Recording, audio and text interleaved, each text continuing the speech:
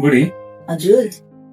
मलाई एउटा कुरा मनमा एकदमै खाइरहेको के भने नि एउटा श्रीमतीले आफ्नो श्रीमानबाट चाहन्छन् चाहिँ के किन बुढो आज एक्कासी यस्तो प्रश्न किन गर्नुभएको?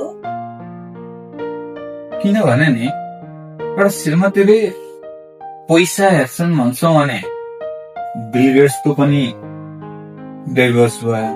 त्यति पैसा धेरै पैसा भएको मान्छेले श्रीमतीले पनि बिल गेट्सलाई छोडेर गए।